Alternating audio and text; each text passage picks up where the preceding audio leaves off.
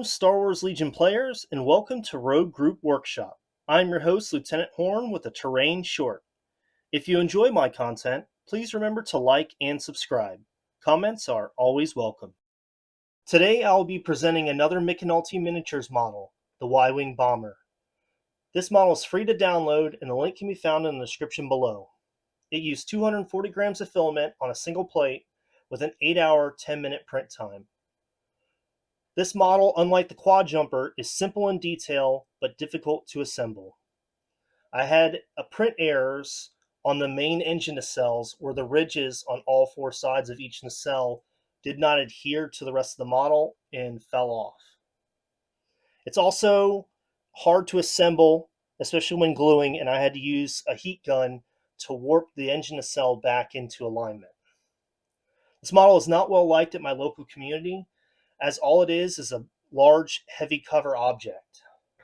As you can see, the landing gear raised the Y-Wing up high enough to provide line of sight to the feet of the Mini.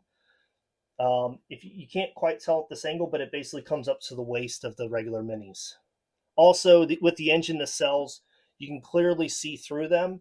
And so again, this is just a large line of sight, difficult terrain. And so it's not well liked unless your opponent or you have scale. Now it is large enough on the base to fit your emplacement troopers along the wings and the main body. However, it is not large enough on the wings to fit larger bases like the spider droids, crab droids, and ATRTs. However, if you place it just in the middle, it does overlap enough of the model so that you don't have any overhanging edges so that you can legally place it there.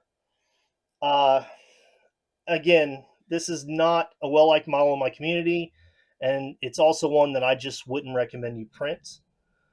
But if you love Y-Wings and you don't want to spend money on a higher detailed model, this is your only option.